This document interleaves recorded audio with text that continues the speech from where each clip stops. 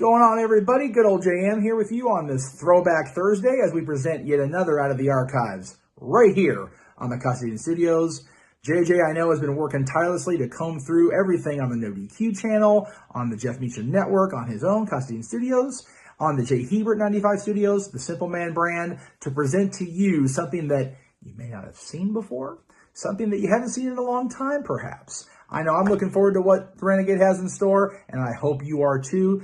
Kick your feet up, enjoy a little respite from the craziness of a Thursday, and enjoy this classic content right here on the Casa D18 Studios.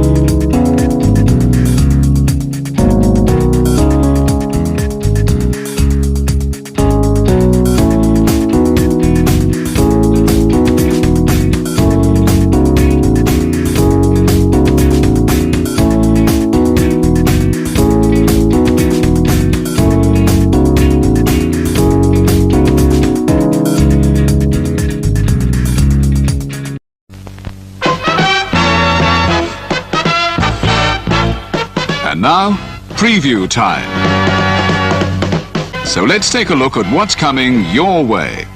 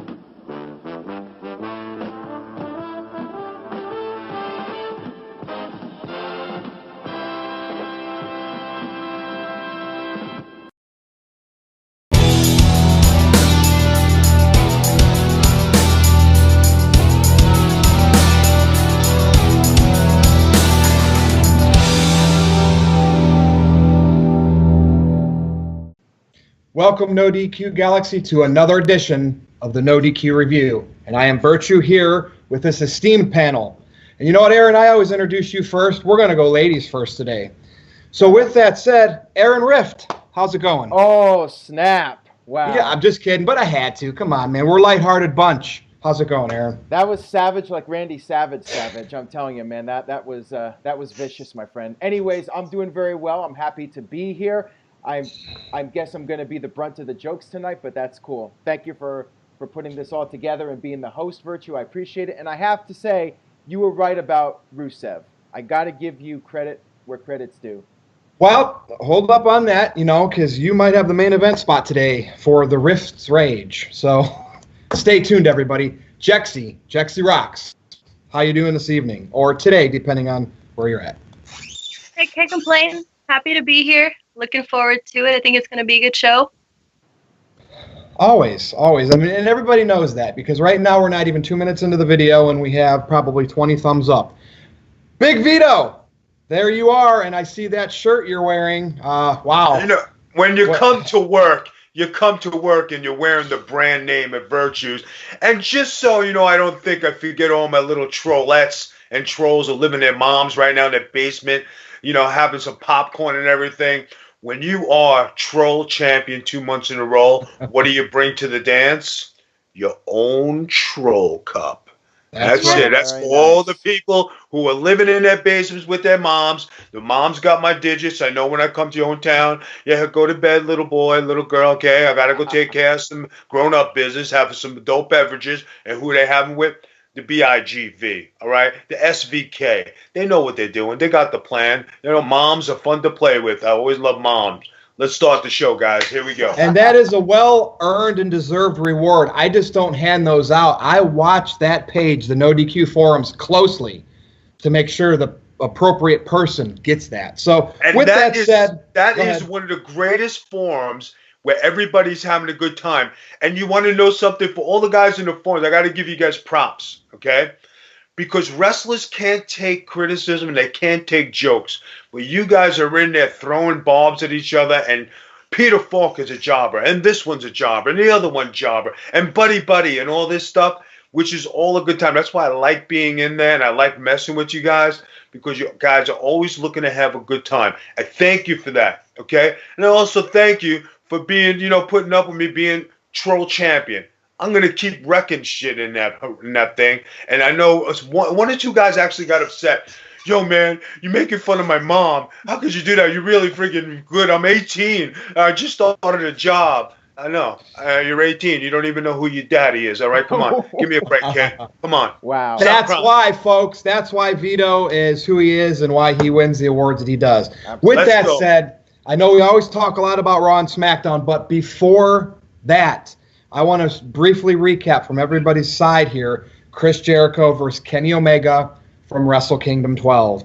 Now, as you know, Kenny Omega went over the match, got the 1, 2, 3, but Jericho is not done yet, apparently, with New Japan Wrestling, because the next night, at what they call their New Year Dash event, Jericho came out and attacked, Aaron, I don't know how you say it. I'm going to get crucified for this. Naito or Naito? Naito. Nonetheless, Jericho is deeply entrenched into New Japan, and I want everybody's thoughts on this and what your thoughts were overall with the 47-year-old Chris Jericho versus the young, spry, crazy, flip-flying Kenny Omega. Aaron Rift, we'll start with you. Sure. I enjoyed the match. I really liked it a lot. I thought it was very good for the business. I think it was good in terms of getting the American fans invested in New Japan Pro Wrestling and sampling out that promotion. By the way, real quick, we need to get Jexy involved on NoDQForums.com. We know we got Vito doing it. Jexy's got to challenge Vito for that spot. But anyways, I digress. Let's talk about the Jericho match. I thought it was awesome. I actually enjoyed it more than Kenny Omega versus Okada. I know some people disagree with that, but I had a lot of fun watching that match. I thought Jericho was unbelievable. I thought he did a tremendous job. And it's looking like Jericho might be doing a match when New Japan comes to Long Beach in March. That's the rumor right now. Jericho is actually free on that date, so he could very well show up in Long Beach for that next show coming up I forgot the name of the venue, but it's a 5,000-seat venue in Long Beach, and we'll see if they can sell it out. I mean, Jexy, what do you think? Do you think they could sell it out with Jericho? Oh, yeah. I think just New Japan alone would sell it out, but definitely. What do you think about the match? Did you like it more than the Okada matches, or did you think the Okada matches were better? I think they both held their own for the opponents that they had, but it was beautiful. It was beautiful. It was a wrestling clinic from start to finish. The hits were hard. Their strikes were amazing. It was like old school Lionheart Jericho. It was beautiful. I absolutely loved every single second of it. Yeah, it was a great match. Sorry to interrupt you, Virtual. Well, here's what I noticed about that match, and Vito, this is where your perspective is really going to come into play. When I saw Okada, Omega, and even Naito, Okada, it's like you could tell they went over every scenario in the back, and it was like, but the Jericho Omega match, I saw them call a lot of it in the ring, and I don't see that anymore. And I know we're not supposed to see that stuff. You're supposed to enjoy a match for what it is, but to me that was very old school, and the fact that it didn't feel as scripted, because it's like, I want to say Jericho went out there, they knew their major spots, but they didn't script how they got there. And Jericho can be a little bit vocal when it comes to calling spots. I think that's classic Chris Jericho. Vito, what's your thoughts on that? I like seeing that. I think in the way you broke into business, from where Jericho broke in and I broke in, you call your matches in the ring. You can never go spot for spot for spot. The one thing that brought that match to light, guys, and this is something that people don't understand, maybe the guys on the panel might see this, okay?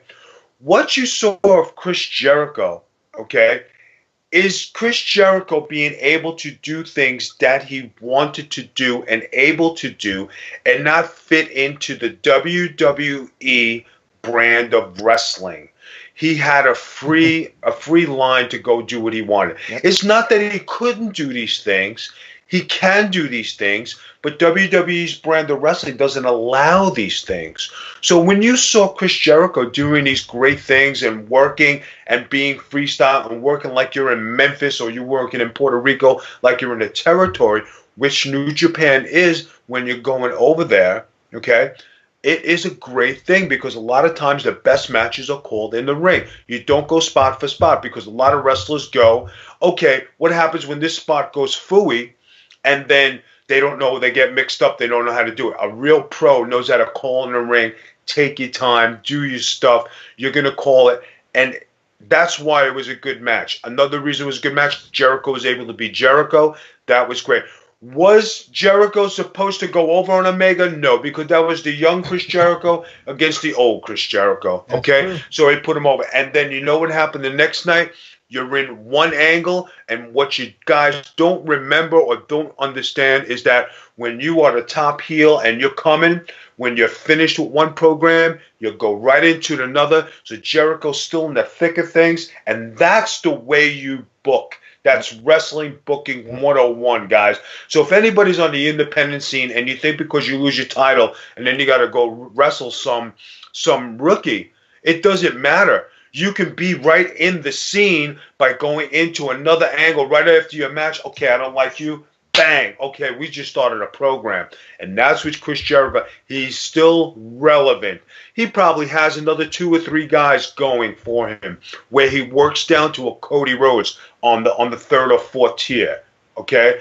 So there was a very good show. It drew good ratings. You got to see Chris Jericho be Chris Jericho. And you know what, guys?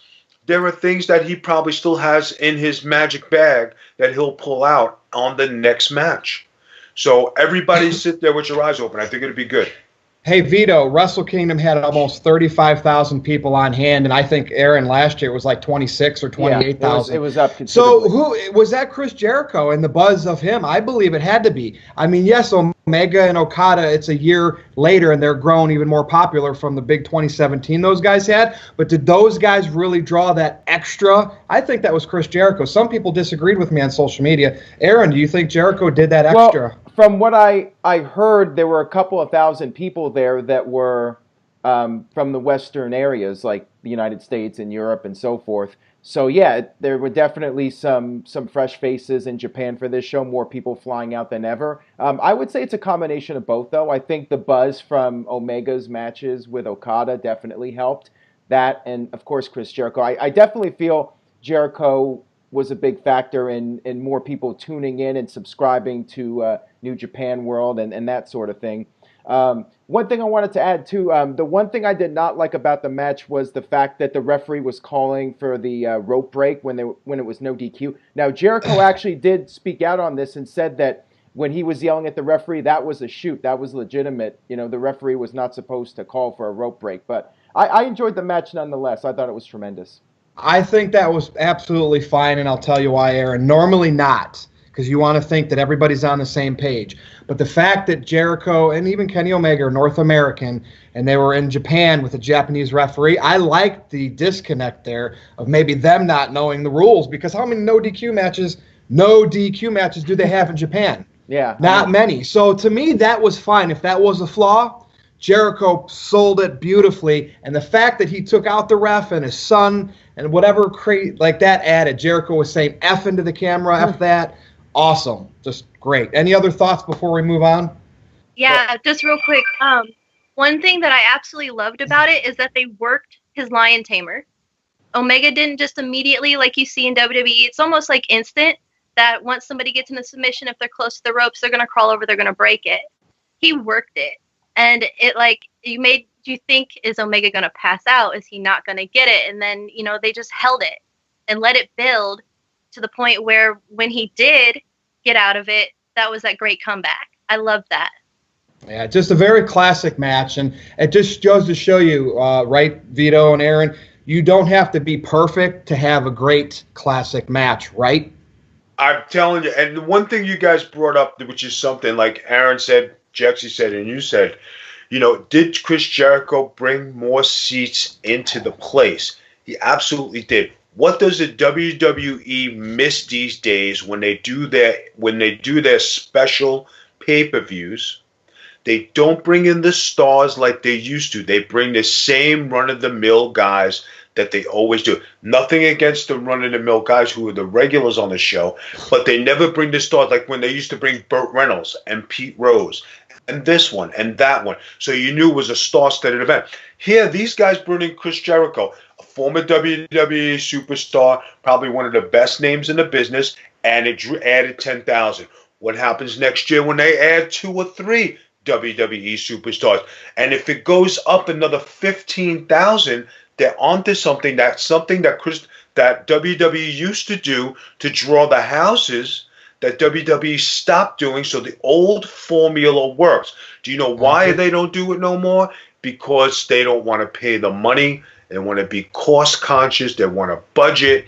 But these guys who are coming on like gangbusters, New Japan Pro Wrestling, you got to spend money to make money, and these guys made money. Now, do you know if Jericho signed a contract, any of you guys, or is he like on a per night basis? Was rumor had it he made $1 million? I have not heard that sure. he's signed on, but he certainly has hinted that he's going to be doing more matches. He says he wants to have a Brock Lesnar schedule in New Japan. He wants to come in and be like the Brock Lesnar for New Japan. I know he said that. So I bet you he's making a couple $1 million. He's going to do that schedule. He's going to be the big man, in a big place. And I think it's going to be good for business because now it gives us an alternative, especially if they dip into the American soil and take former WWE wrestlers over there. I think it'll be good for everybody and everything, and I think everybody's going to make money and enjoy it and give us something different to talk about on the panel. Absolutely. And a couple of people have messaged me, and they've said that if Jericho's going to be at that Long Beach show, they're going to actually buy a plane ticket and fly out for that. So I know there's definitely people that will fly out and travel to see Chris Jericho if he's going to be at that Long Beach New Japan show. He's going to be the difference maker for some people. Yeah, and you know what? And speaking of Chris Jericho, and I'm saying this in all good intention, The Miz returned to Monday Night Raw after filming his movies, 6-week, 8-week hiatus, however much it was. What I want to know each one of your thoughts on The Miz's return. So when I saw him in the ring on Raw, I was like, okay, there's The Miz. He's back. He's cutting that same in a suit like the 2008 Chris Jericho, looking into the camera, big eyes. I love that dynamic, but I feel like this is the time now for The Miz to turn babyface. WWE, so many fans will be behind this guy if it happened. I don't know if he ever really had a great babyface run. And the reason why I say that is because he was gone for a while. He comes back, and they had it on a silver platter, Jexy, Vito, and Aaron. You had the Miz Taraj with him, who were hanging with Elias these last several weeks. Elias introduced the Miz.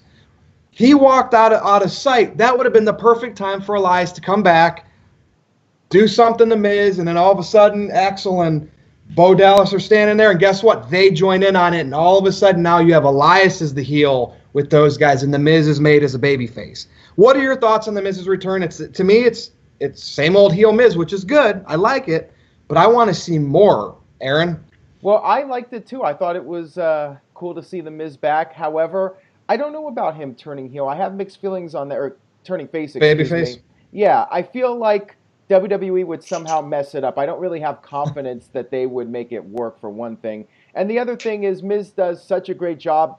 He just knows how to be a trash-talking heel and get people all riled up, and they want to see somebody kick the Miz's ass. Miz is a babyface, the first time did not go over so well, so I'm not sure if it would work a second time. Maybe if people in WWE knew what they were doing, they could make it work. I don't know. I just don't have the confidence that WWE would make it work. That's just my take on it. Well, I'll respectfully disagree. I think that sometimes your first runs as something don't work out well, but as your character evolves, as you evolve as a performer, and the Miz, I just think this was the sweet spot for it to happen.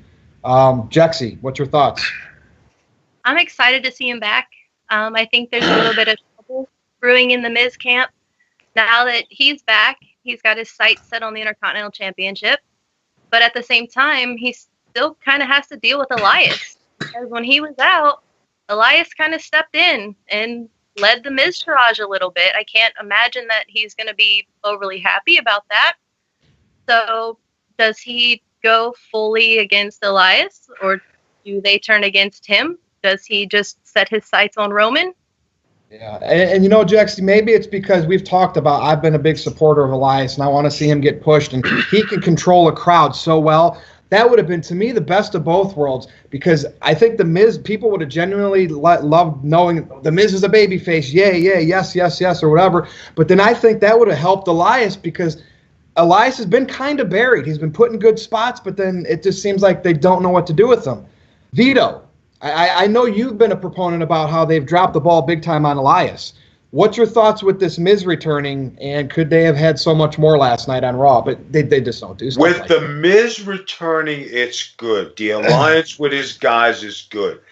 To put him with Elias is bad, and to put him as a babyface is bad, because we disagree. Finally, people are going to be happy. We do disagree, because you're a rookie, and I got to teach you. You know what I mean? So get a strap on, kid. Hang on, we're gonna go for a ride. All right, here you go. Now we've been talking about programs, and we've been talking about character development here on the show, and we've had educated, talks about this. Now, guys, listen to this. It's all set well and good that you guys want to get Elias on, but Elias has to be put in the right situation at the right time for him to go. When you want to change the Miz into a babyface, what have we been saying about Seth Rollins? Him being a babyface is vanilla. It's not good. You go and change the Miz into a babyface. Okay, we're going to put him in there. He's going to go against Elias. He's going to go against the Miz Taraj. Okay, now, where does the Miz go after this? You have to think 2 and 3 months and 4 months ahead. Now that he beat Elias and the Miz Taraj, he's standing there. Who does he challenge? Who are the two of the top heels? You're going to put him in a boring segment with Samoa Joe? No. You're going to put him with, who else is big? Braun Strowman? No, because Miz is not that type of guy, not that character to go against the big fighting guys. Right. So you have to be careful. Him being a heel, what happens if he fires the Miz Taraj and he hires Elias Sampson to be his bodyguard with the guitar? Just like Mr. Perfect was Ric Flair's manager. Why couldn't we have that? Now that elevates Elias into something, and then that draws us into a love-hate relationship between Elias and Miz. going into WrestleMania now. Both of them have a prominent match. I'm thinking off the top of my head. I didn't even think about this till you brought it up. But if you put The Miz as a babyface now, he goes nowhere. You put him as a heel, he's got Roman Reigns, he's got whatever, and then like it's kind of like a dead end. You got to let him come back and let him have a turn, and let the guys, let the crowd dictate it. Exactly. He's great on the mic. He's great stuff. I love it. But having him turn babyface, I have to disagree with you on this one. I mean, Miz was heel of the year on NoDQ.com, and WWE doesn't really have strong heels right now. So if you turn Miz face, who do you have as a top heel, Virtue?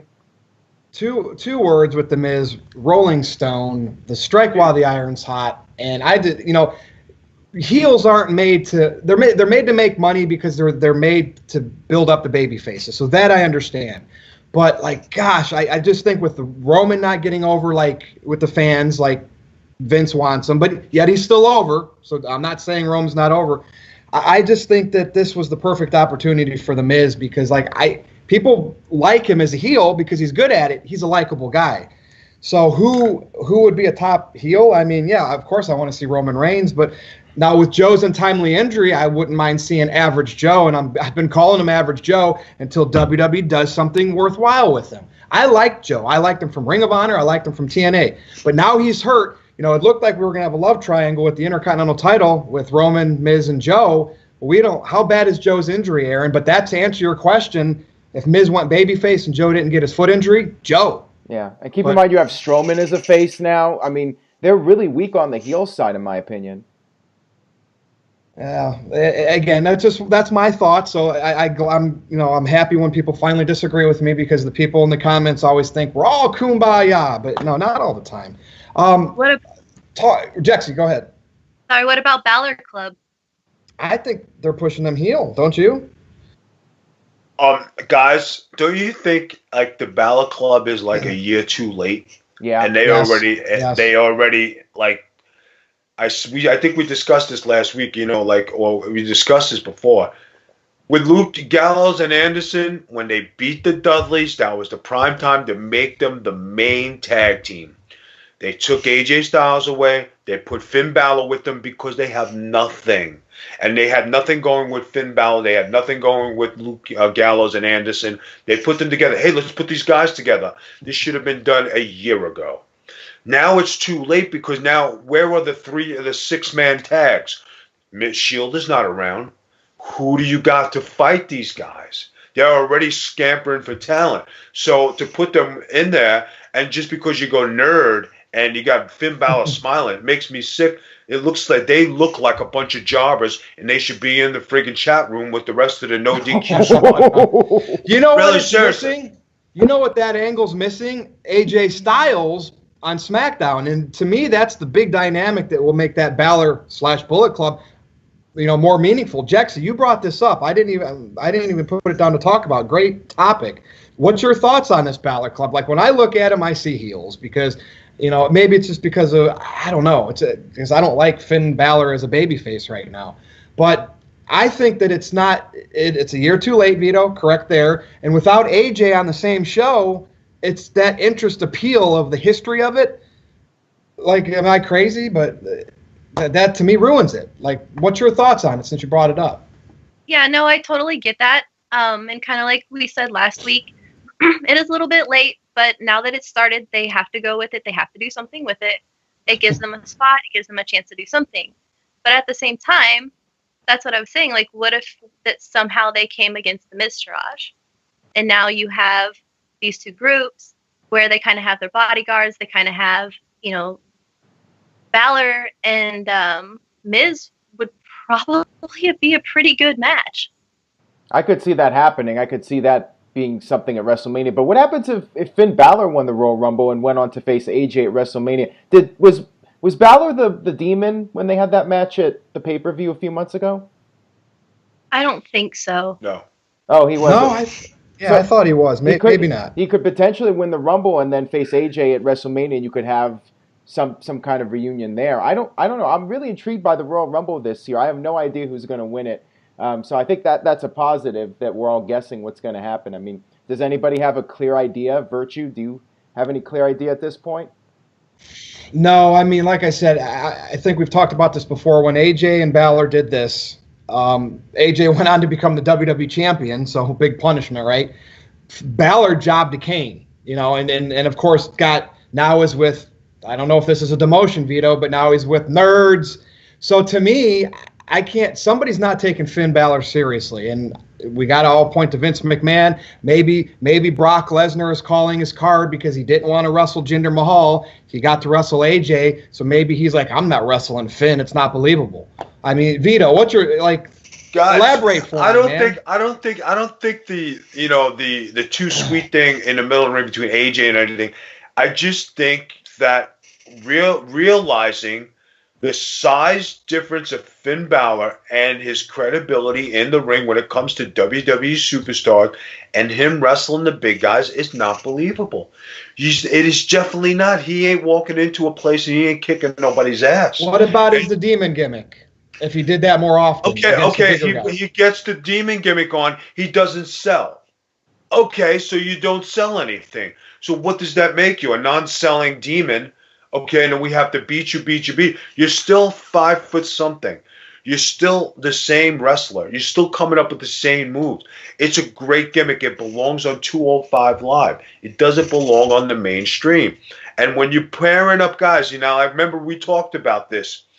There are certain wrestlers who need to be in groups, who need to have wingmen. Finn Balor needs wingmen. The Gallows and Anderson, they need a wingman. AJ Styles can be a wingman and can run solo, but he's more effective in a group of 4 or a group of 3, like he's shown before, where he's not whitewashed. And you look at SmackDown today, he's kind of like whitewash. He's fighting 2 guys. He's fighting 3 guys. He's in a 6-man tag. He's the heavyweight champion, and he's mixed in all these. It's like you have 10 girlfriends and you don't know where to go first. And that's yeah, I see what you're saying on that. And it's interesting that they were talking about AJ now too, because when I watched SmackDown this week, I had a big problem with the inconsistency of the format of promos. Now, I guess if you go back and we watch Attitude Era shows, they probably did all kinds of vignettes throughout the show, and it worked because you had great writing. But to me, now it's forced because they don't really write into the promos. They just do them. And here's my layout on this.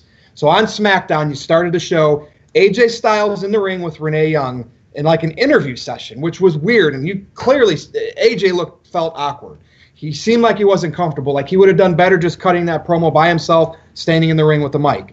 But, that to me was very awkward. AJ, it seemed like he stumbled a little bit a couple spots. Maybe that's just me critiquing it too much because that's the part of wrestling I love, the creative, the promos, setting the story. But then we had an awkward moment of Benjamin and Gable in the ring that went on way too long for a promo for guys like that don't even have titles yet.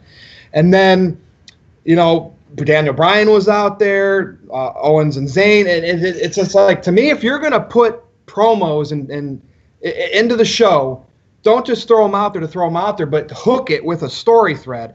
And Vito, you're going to laugh when I say this. The best promo on the show last night on SmackDown was Jinder Mahal's backstage, and I'm going to tell you why. They did it pre-tape or whatever the term is on that, and he was in front of his flag, and you saw him and the Sing Boys or whatever.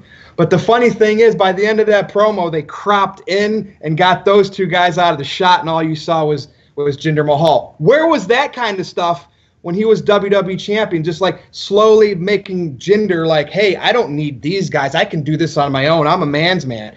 Am I overanalyzing these SmackDown promos? Aaron, we'll start with you. Well, I wasn't really a big fan of SmackDown, period, but for different reasons. I mean, you know the main reason. Well, we'll get there. We'll get to that in a few minutes. I thought the Jinder promo was fine, and I'm expecting him to get the U.S. title and get his rebound from losing the world title, and I was okay with what was it? Let me get the names right. Chad Gable and Shelton Benjamin. I keep saying Chad Gable and Jason Jordan. I still have Jason Jordan on the brain. I thought that was fine. I like the fact that they're defined as heels now clearly, they're out there making fun of the sports teams. Yeah, it's generic, but at least we know they're heels now. Most of the time, Dude, I have no idea who's the good guy, who's the bad guy. At least it's clear they're bad guys now. Yeah, it was a 10-minute promo though. Like, what are your thoughts on that? I don't know if it was that long. Felt like it might have felt that long. I don't think it was that long. But yeah, I thought it was all right. Jexy, thoughts on any of those SmackDown promos? Like, and am I just being virtue by popping for the Jinder one the most? No, I mean, I think he did well with it, especially coming out and saying, nobody wanted me as champion except for me. You make a good point where they phased out the Singh brothers and then just showed him at the end. Maybe that meant nothing, but I felt that it did. Yeah, but I agree. The AJ one, it was awkward. He did kind of slip up a few times. I was really confused towards the end when he said, why would you do that on SmackDown? It's bad booking. They weren't going to do that on SmackDown anyway. Great point. Great point. But I really actually liked Chad Gable and Shelby B. I thought it was great. Vito touched on just a few minutes ago. Character development. You're never going to get better working the mic if you're not out there actively doing it. It allowed us to see depth to their characters. They were funny. They played off of each other well. And I'm totally loving Daniel Bryan turning people's words back on them and making them regret it. Thought it was very well done. Was it a little bit long? Yeah, but it worked and it got them to where they needed to be. Yeah. It's like I'm confused on Daniel Bryan, though. It's like he's being heelish, being pro Owens and Zayn, but then it comes out there against the heel tag teams and he's trying to be good guy authority figure again. Vito, thoughts on all these promos on SmackDown and Daniel Bryan? Like, is he just trying to be an honest commissioner or a general manager, GM? All right, we're going to go on with your first calling, and that was the Jinder Mahal calling. Guys, I said this a long time ago. It was a work in progress. He was an untested talent, and he was given the push of a lifetime to be champion. Over the past 7-8 months, he learned how to be credible, and he learned how to be a champion. So now you have somebody who has learned his craft on the job, and you saw his last championship match at the pay-per-view was his best match when he lost the title, because he built up to that point to where he was a good opponent. Now you're seeing somebody who looks, acts, smells like a champion, gives a promo. Now they're directing the camera on him. Is it done by mistake or is it done on purpose? It's done as character development, because you can't shove somebody up there and say you're champion if you don't know what you're doing. Okay? Yep. Now, the Gable segment, was it too long? Yes. Did they need to get their character established? Yes. But I think they overstepped their bounds, because, like, how much can you give a guy a chance or a team a chance to go and get the goal? It seems like they're chasing, they fall short. They chase and they fall short. They chase. And I think it's like, it's like redundant, where something's got to give. It's either going to be you're going to split or you're going to do something else. But you got to give these guys something. You know what I'm saying? Absolutely. I think also the thing on SmackDown where you had Rusev Day losing to Breezango. You can't kill a guy any more than what you killed this son of a bitch. You're taking my rage away from me. That's hold on, time out though. We got to say we're saving that for the main event. But yeah, gosh, oh God, Vito, you want me to start that already? But we're gonna wait. We're gonna wait. We talking about the promos, rage inside. We gotta keep it in. I'm putting you in timeout, Vito, on that topic. All right, fine. I'll stay there. I'll sit there with my Stroll cup. Talk to my boss, Peter Falk. You're a jobber. All right, good. So Aaron earlier for Raw was talking about who could be a top heel. I think WWE has a great heel if they really choose to do them right. And I think they did it last year with Chris Jericho and the Festival of Friendship and turning Owens on Jericho. I know that it was underwhelming in a series of matches, but let's look, to be honest with you, Aaron, I think the biggest the biggest underwhelming thing with Owens and Jericho's match at Mania was it didn't have a stipulation. So it didn't feel real. If it would have had Jericho and Omega stipulation, we would have been fine. Because it was supposed to be a grudge match. It was supposed to be two guys, this very personal feud. These guys had a score to settle, and they just had a regular match, Yeah, and what I wanted to segue to was, why is Sami Zayn with Kevin Owens? This guy Owens was paired with Jericho, a mentor. Perfect, because that's what you do. Maybe Jericho can help Owens develop. But and then he was the U.S. champion, Kevin Owens, from beating Jericho, was the face of America. I actually said, Vito, Jexy, they should have made a shirt that said the face of America KO. I was all behind it, walking around his face on the, when he came out for his entrance, the suit and tie, and they abandoned that, and I think the title went on AJ. So when I see Sami Zayn coming out with Kevin Owens, you know what I think, everyone? Yep. It's like Owens is coming down the ring, and then a fan. And I know Owens has his issues with certain people with his physique and whatever, and his ring gear, but it's like Zayn is a fan that jumped the rail and is skipping and hopping next to his favorite wrestler, and they're not doing anything about it. That's what I get. And I think Owens is so much better than being paired with someone. He should be the legit top heel. And I'll even say the same later about Rusev. And the fact that they're not making either one of those guys that, thoughts on Kevin Owens. He should be way more than with Sami Zayn. Jexy, I'll start with you. Yep. Agree to disagree, because personally I like it. I like the pairing between those two. I think their chemistry is great. Sami Zayn, man, those two together, seriously, they remind me of shades of very, very early DX with Shawn Michaels and Triple H.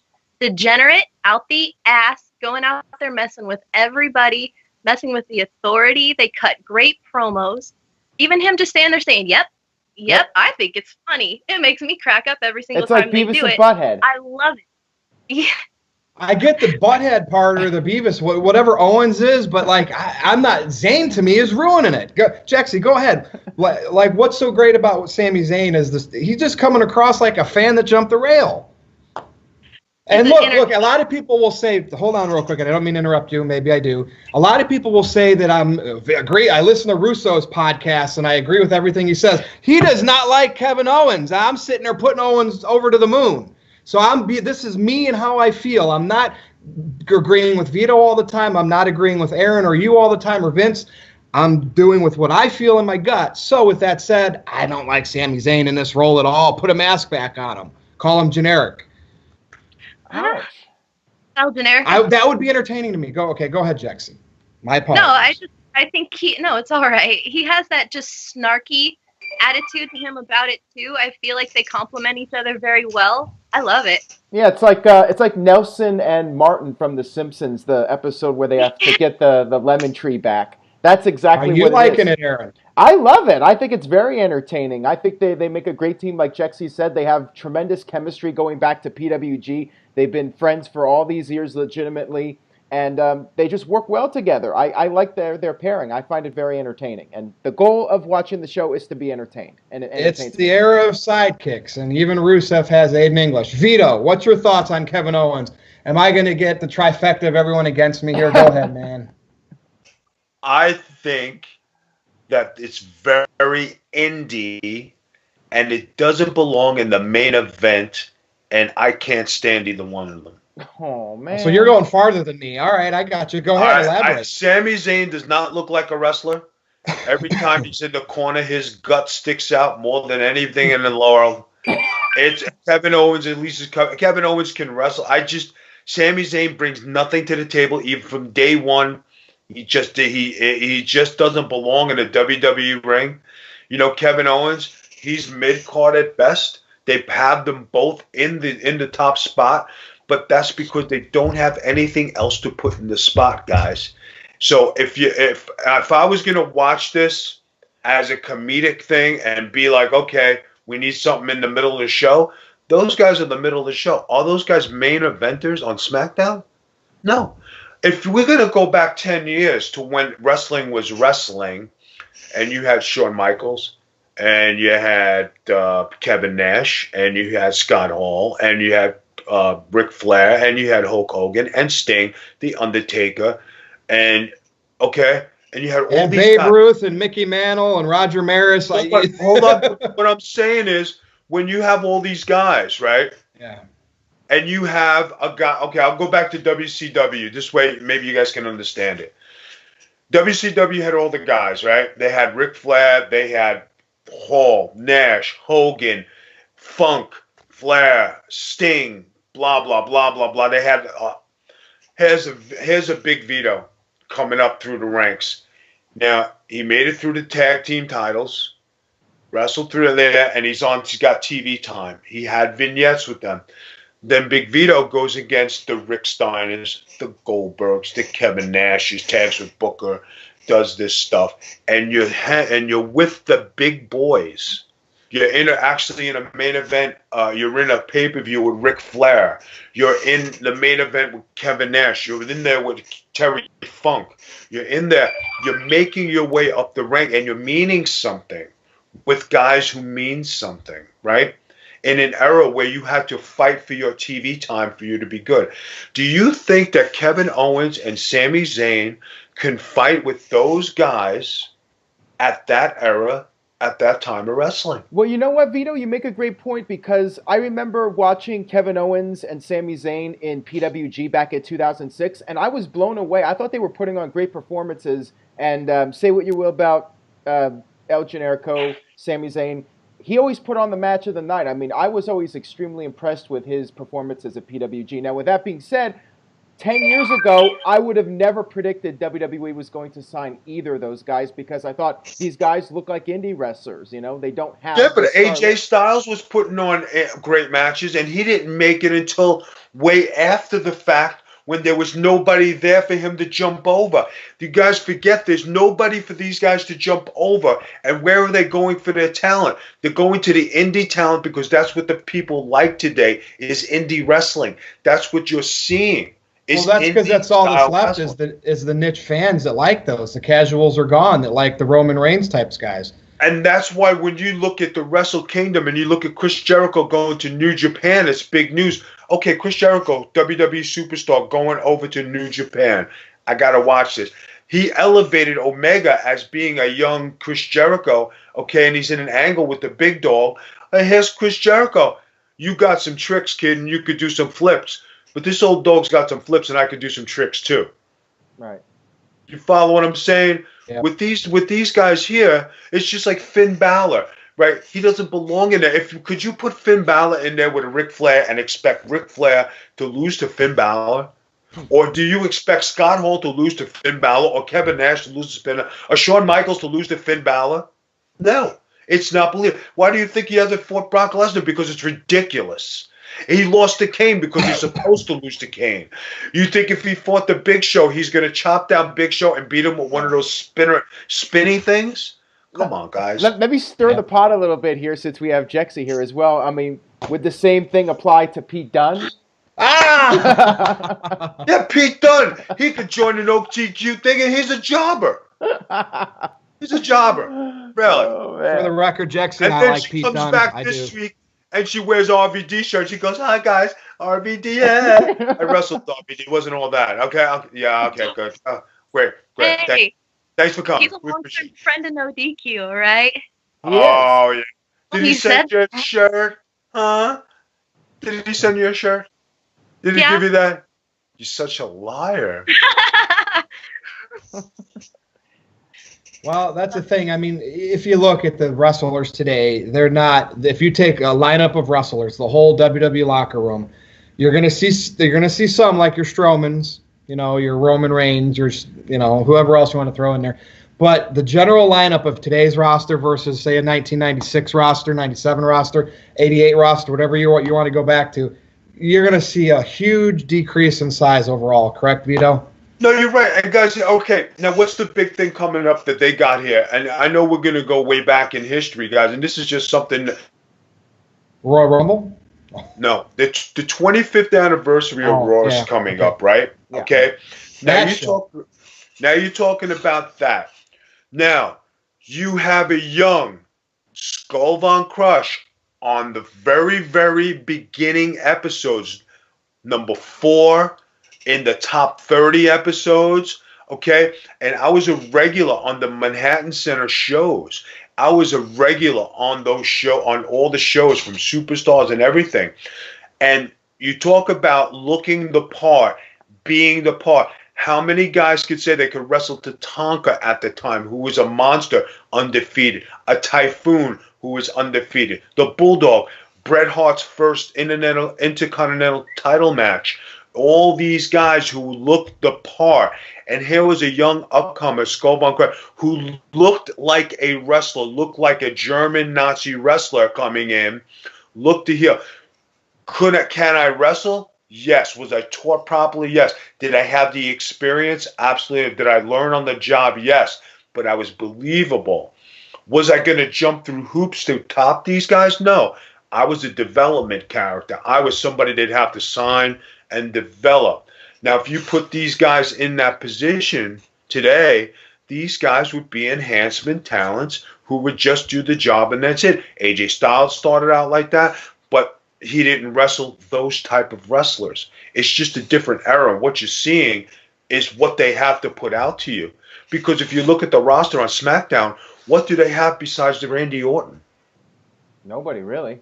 Well, yeah, like I see Randy Orton, and it's like I forget about him. You know what I mean? Because they're obviously featuring, Zayn and Owens and AJ, and then it's like, and of course we all know Randy Orton's 2017 Aaron with Bray Wyatt. I mean, and Jinder Mahal might have been maybe not his most fun year of his career. Definitely not. I'm glad you brought Randy Orton up because that's normally a guy I don't talk about. I've never been a big fan.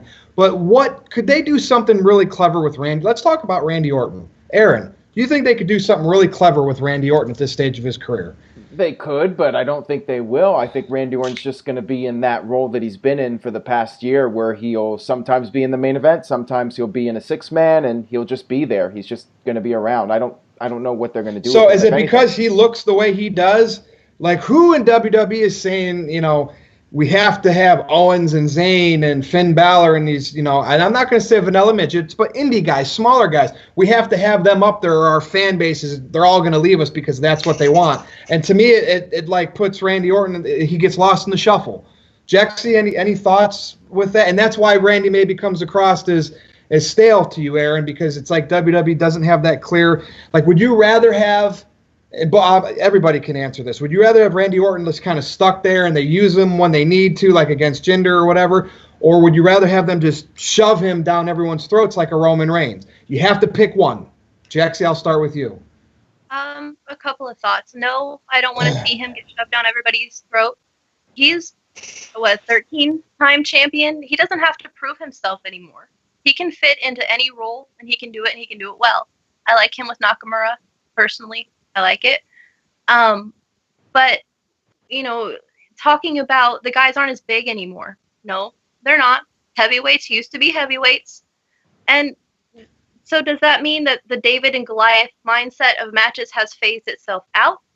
Or is that now what we're back into because we have these little guys going up against bigger guys and that's how it's supposed to be pulled off and believed? But again, back to Orton. I think he's fine where he's at. Whether he's enhancing talent, he's got nothing to lose. He's already proven himself. All right, good point. Vito, thoughts on Mr. Orton? You can't, like Jexy just said, you can't shove him down his throat because you're an established guy. To make him come up with a different role, I thought Randy Orton's best program to date when he was with the Wyatt family. And when he was with the alliance of the Wyatts, that was something creative. It was something different. When you got him in here, Nakamura is vanilla. But Nakamura just don't got it. I mean, I don't care what you say. He ain't world championship material. He's not. He's mid-card. He just doesn't have that. So if he wins the Royal Rumble, Vito, you got to shave your head. Oh, wait, never mind. No, but wait a minute. If he did win the Royal Rumble, does that give him... Do you think he really is going to be world heavyweight champion? Oh, yeah, I know. You still have to go to be booked to win it. You're right. Okay, You're right. So, and then what happens when they have the match that, okay, you have a beef with somebody, you're in a program, okay, why don't you put up your Royal Rumble ticket, and then we'll have a match to see who's going to go to WrestleMania. what are they going to do? He's going to do the job. They're not going to push this guy. It's just like Finn Balor. They're not pushing him. And Nakamura, they're not pushing him. These are indie guys who are stuck in there, and they're not Vince McMahon's creation. Elias is a Vince McMahon creation. If you look down at the farm at NXT, look at the size of the guys they are developing. Look at the tag teams that they got coming up. Look at the size of the men they have now. They are starting to get bigger. They are all bigger, and they are all giants. Yeah. They are preparing to go back to that era, guys. Well, they still have Gargano and Adam Cole, but yes, on the concept. Yeah, go ahead. Oh, the Rift's Rage is getting ready to start. I just lost my headphones. Yeah, I was just going to say, Lars Sullivan, when I saw him at NXT in Portland last year, that guy, he looks like a Vince guy. He looks like a guy that once he comes on the main roster, they're going to strap the moon to that guy. Yeah. Dijak, he's pretty big too. That's right. Yep.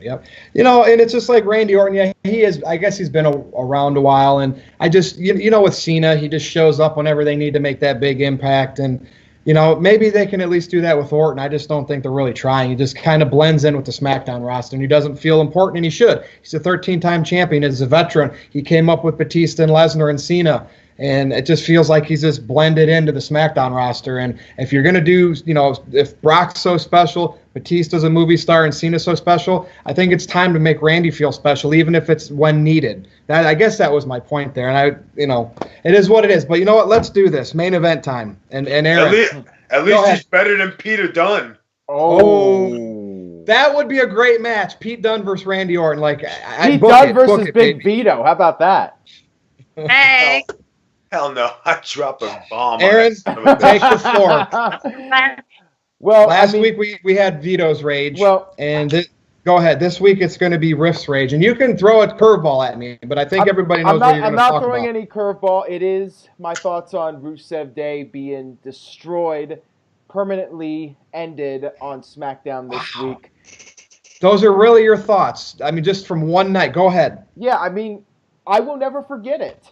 Every week now, I will remember Rusev's massive shoulders. I mean, this guy has massive shoulders being held down for a 3 count by Fandango, a guy who a week earlier lost, him and Tyler Breeze lost to Harper and Rowan. Brothers. Yeah, Bludgeon Brothers in about 20 seconds. And now Rusev, I mean, it wasn't even Aiden English that took the fall. It was Rusev that took the fall. Why? What is WWE trying to do here? This guy is getting over organically with the fans. They are getting behind him, and they just have him lose to Fandango. I mean, I was just completely flabbergasted by that. You were right, Virtue. You were right. You said all along that Rusev Day was going to fizzle out. And it happened faster than I was expecting. It did in Alabama for sure, though, because he was trying to get them to chant Rusev Day last night, and I didn't really hear it. Well, that he was even doing the like "feed me more" like this, and I said it was just a "feed me more" 2.0. Look, I like Rusev, so I'm not bashing him. We all love him. Aaron, I'm on your side. I just felt like Vince McMahon probably wasn't going to see anything in this Rusev Day. You done already?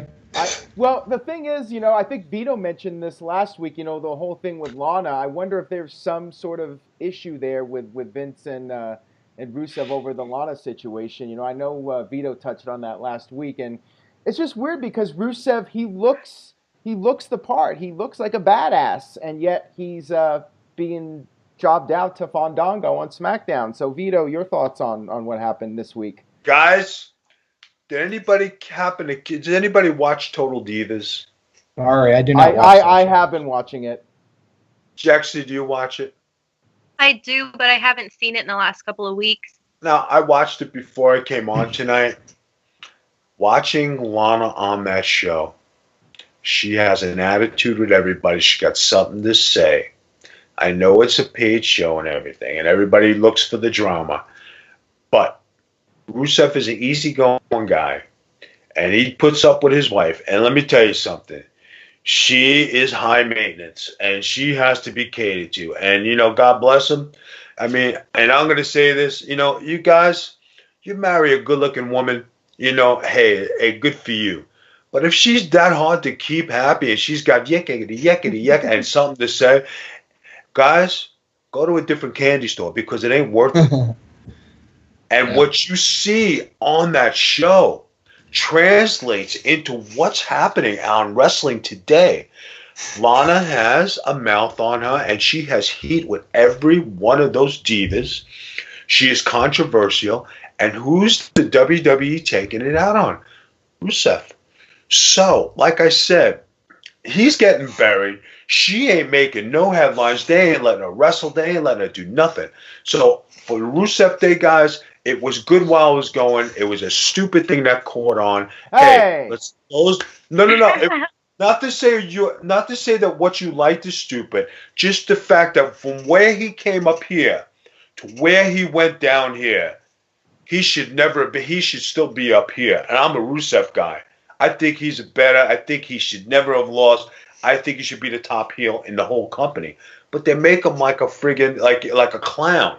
Yeah. That's because I think because of the backstage stuff with his wife, the fact that they got married, the fact that Vince didn't know. Vince said don't get married. They split them up. They're doing them up. They're friggin' burying them.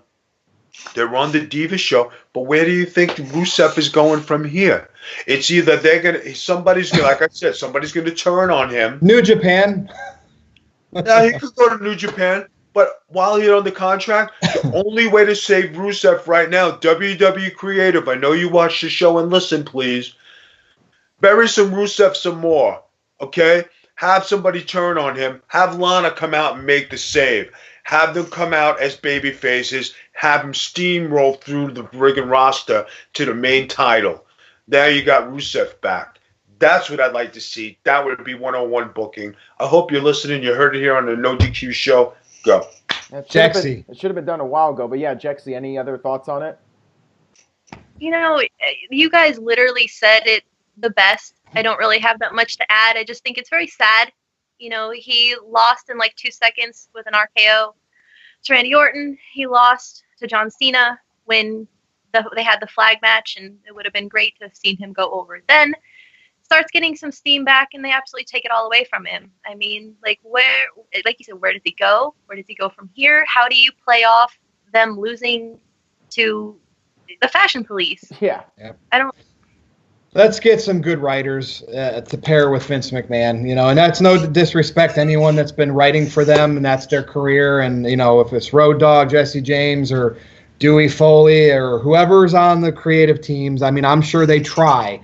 But I'm sure that it's in such a cat fight atmosphere, the good ideas can't come out like they used to when it was a Vince and a Vince writing together with an Ed Ferrara. It sucks that this is where we're at with wrestling, with stale, and I repeat, stale, out of work soap opera writers. And we know that a lot of the writing team, especially for Raw, were past soap opera writers.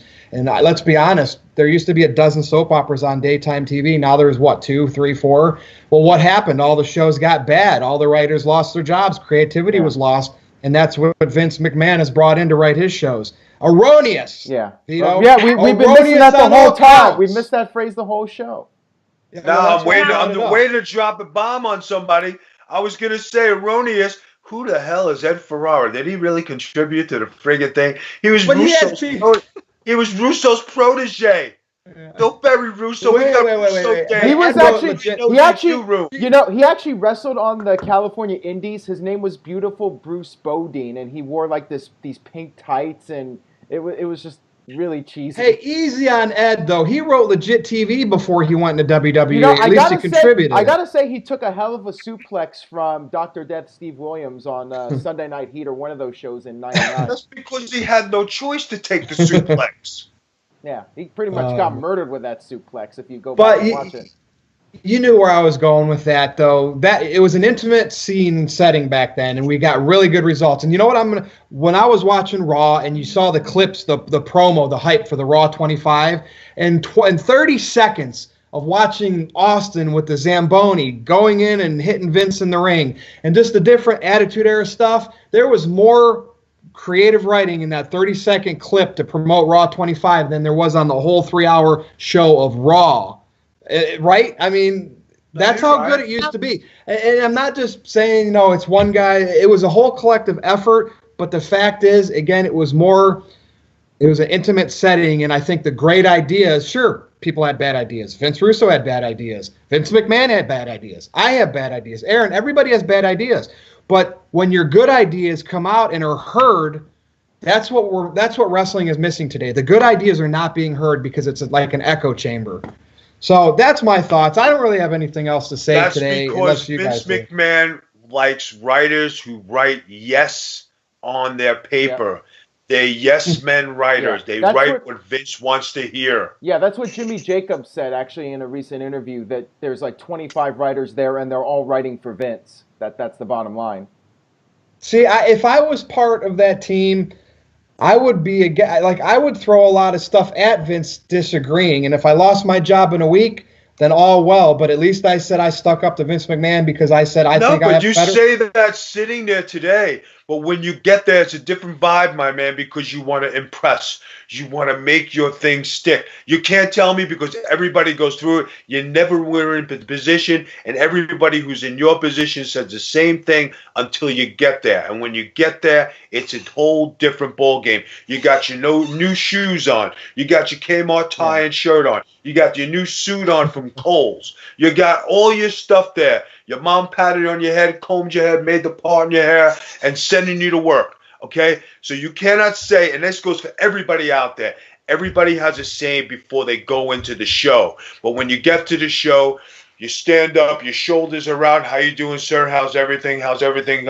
Nice to meet you. Nice to meet you. Now, it's a total thing. For you to come out and say that, I give you a bogus, because you're not any different than anybody else. You're saying truth now. I don't work in the wrestling industry, but what I do for a living, I'm in a lot of very professional, as you saw, I finally cut the beard off, environments, and I understand that whole scenario and being that corporate type guy. But at the same time, I've always been outspoken, and if I disagree with something, I tell the upper management, and it's always worked for me. But maybe, Vito, you've been in the business, so I don't know other than small-time indie. Vito, you would agree with this. It's like walking on eggshells, right? There needs to be a stand, damn it. No, but hold on. There needs to be a stand, guys. But you got to understand something.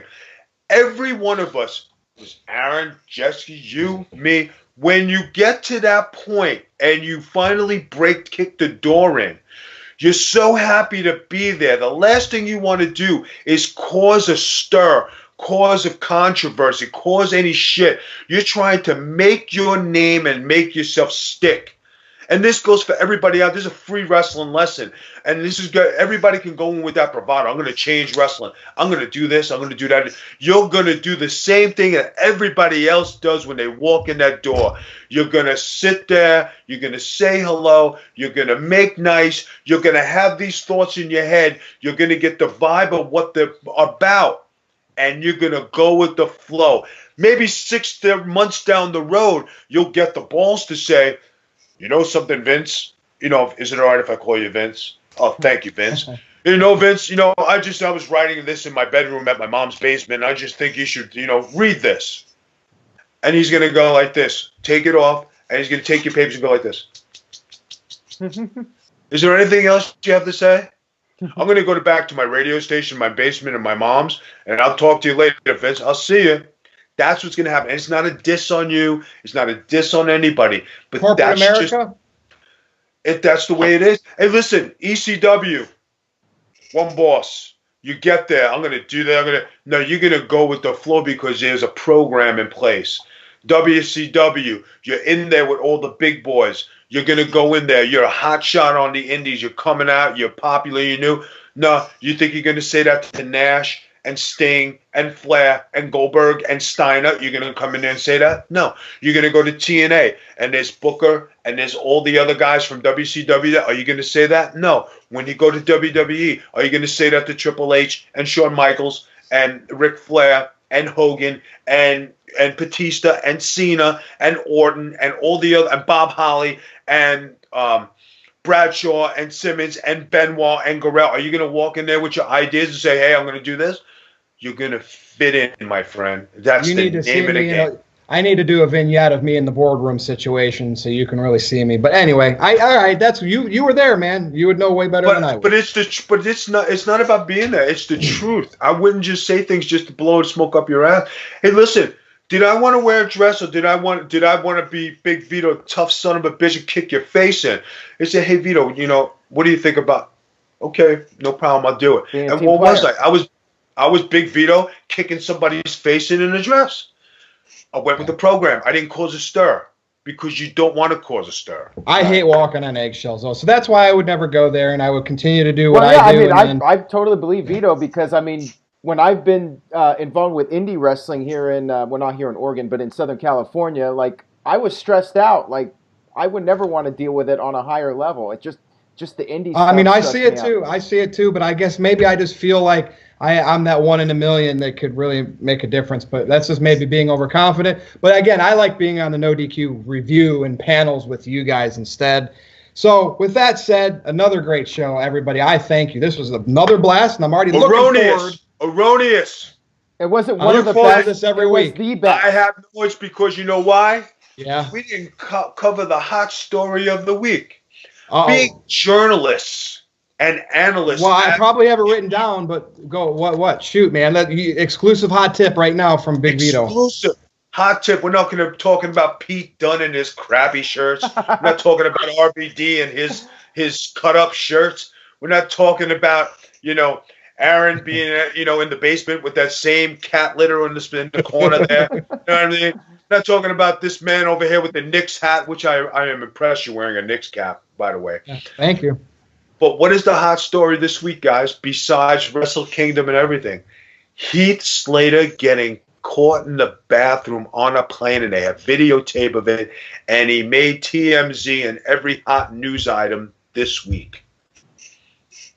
And he wasn't on Raw.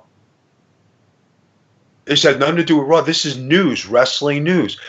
What did I miss? Go ahead. I missed this, man. Is this legit? Heath Slater on a plane. He got stuck in the restroom. The doorknob broke off. They had to get the maintenance guy once they landed. He had to sit in the shitter. And there was Mr. Perfect's son. What's his name? Axel taping this the whole time. Are you okay in there? Stop playing around. Come on, open the door. You got everybody watching. This made news, headline news. When you guys get off here, go Google it. And you're going to laugh your ass off. You're going to laugh your ass off. You think it's a work or is it legit with TMZ? No, he was caught in the shitter. I know he's got a pool and kids and everything, but he was caught in the shitter. So what is the best job for him coming out of this? Kurt Angle's going to come, say, listen, things are not going to have to let you go. I'll do anything to stay here. All right, go clean the bathrooms. He's got a job. There you go.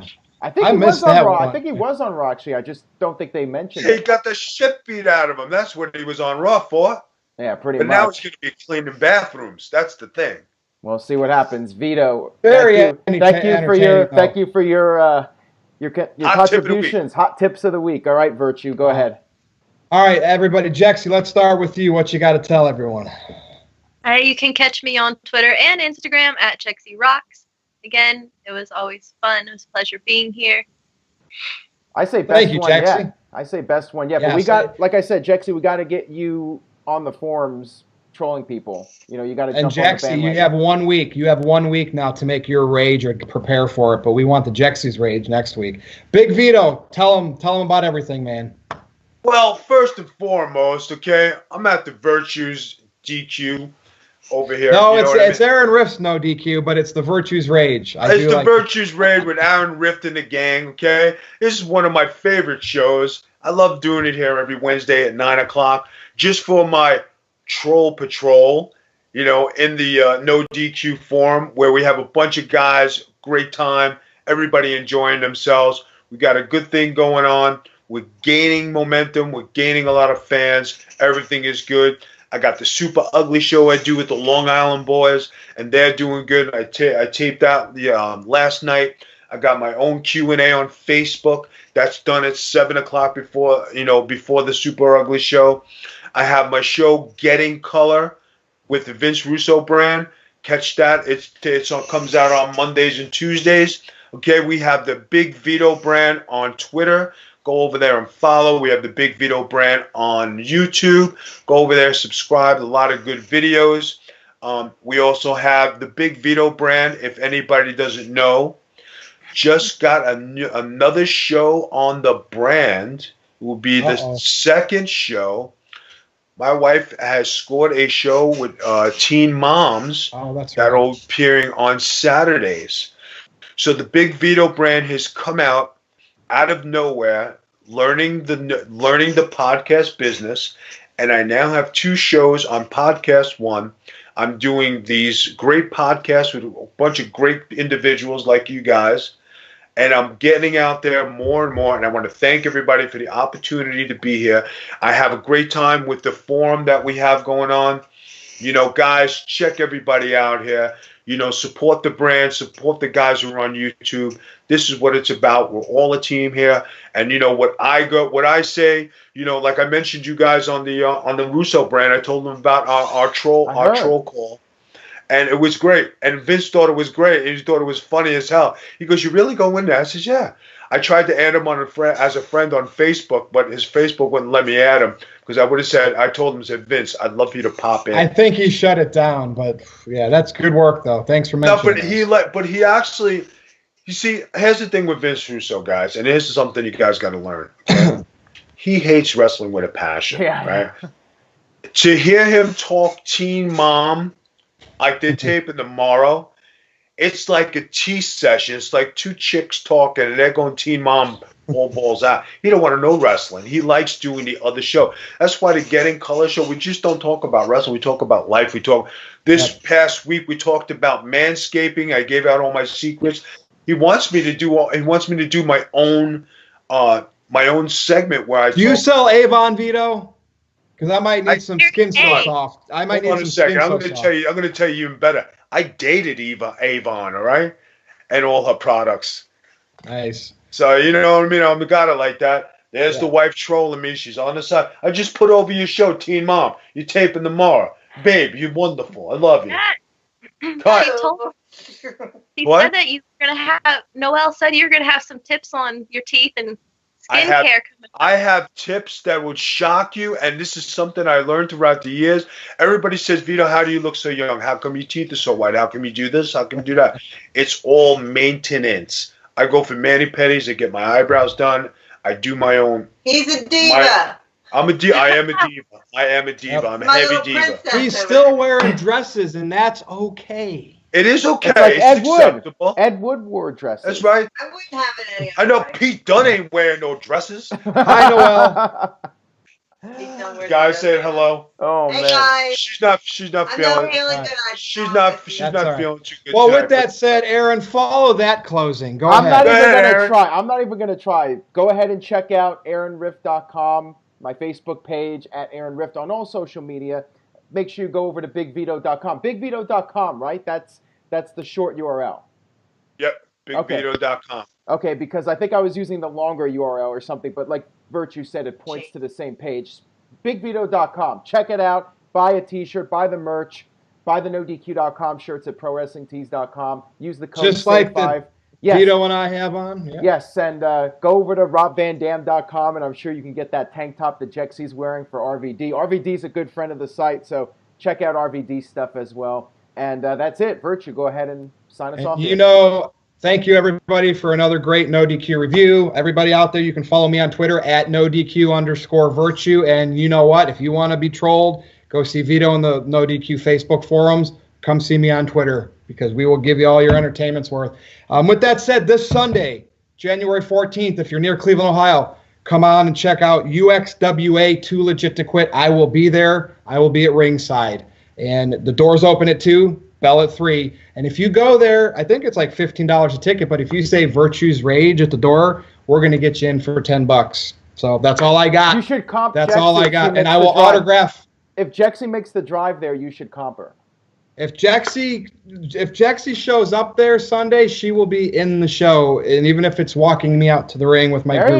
There you go. So, all right, everybody, NoDQ Galaxy. See you next week. Thank you.